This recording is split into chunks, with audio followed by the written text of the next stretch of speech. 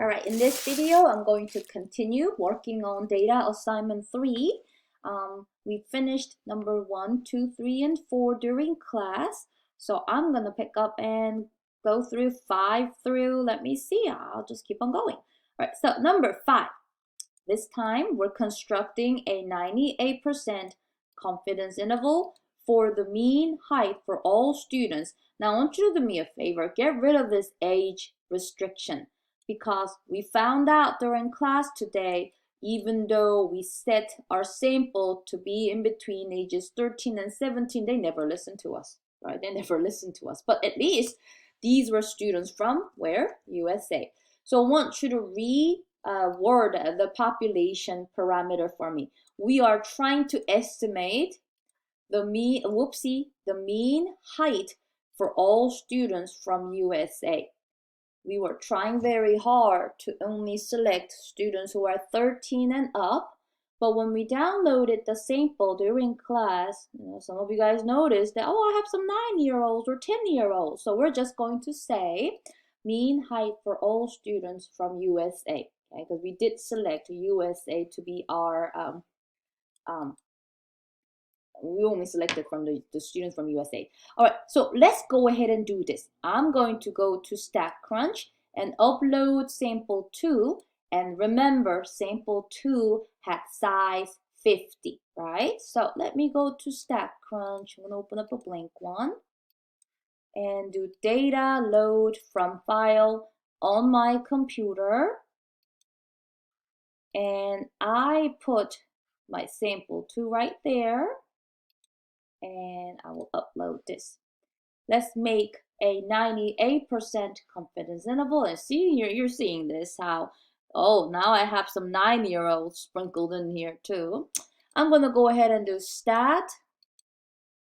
I'm going to do tstat, one sample with data.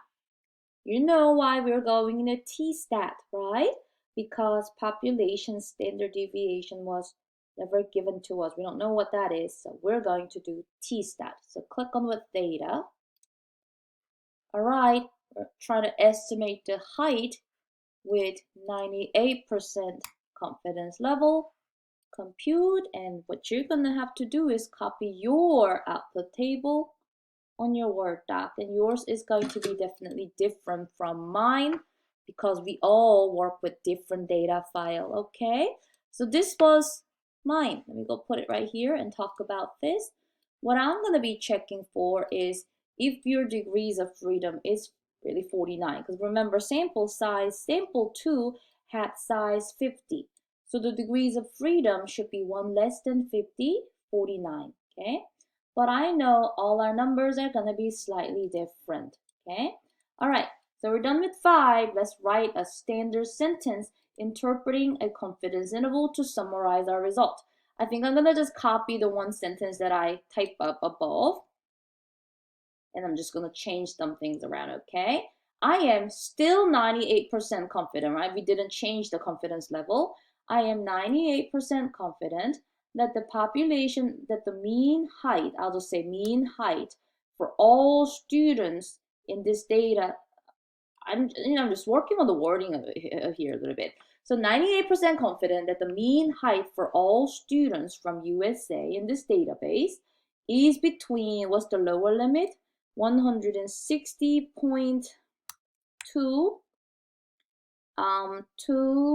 169.2 centimeters. So you use your lower limit and upper limit to write that standard sentence for the interpretation.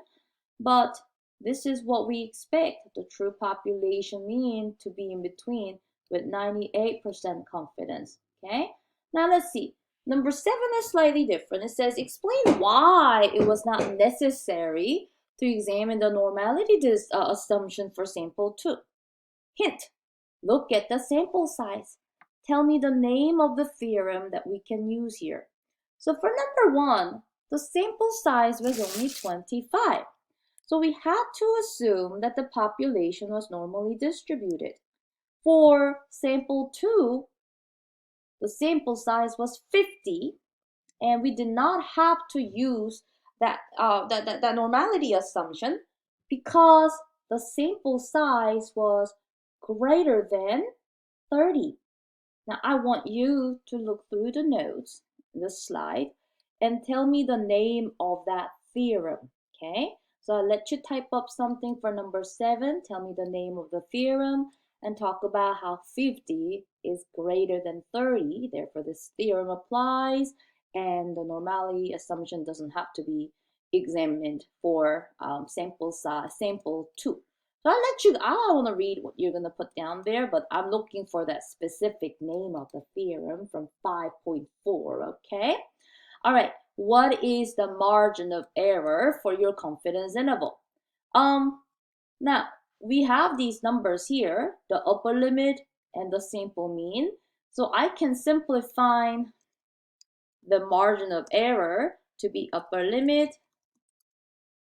minus sample mean, which is 169.2 centimeters minus 164.68. That's what I have, 68 centimeters.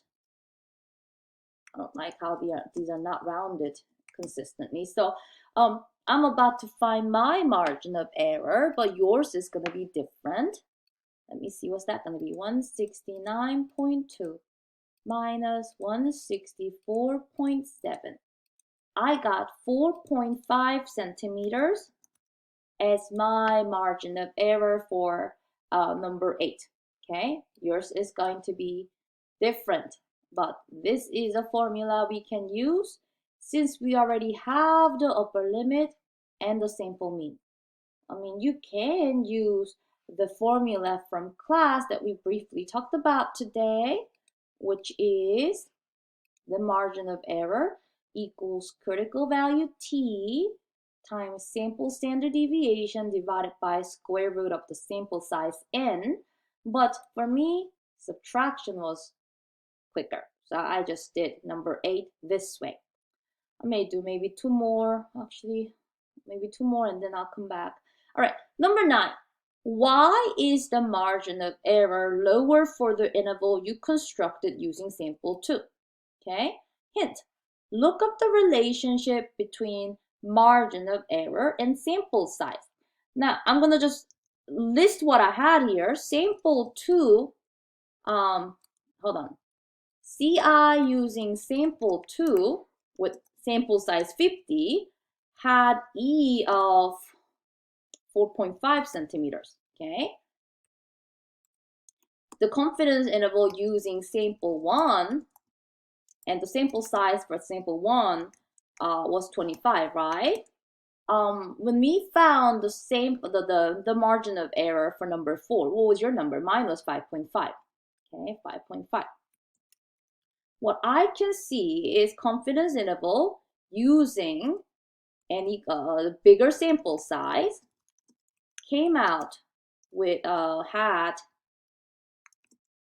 smaller margin of error, right? So when I had a bigger sample size, I had a smaller margin of error. So that's what I noticed. The confidence interval using bigger sample size of 50 had smaller margin of error, okay?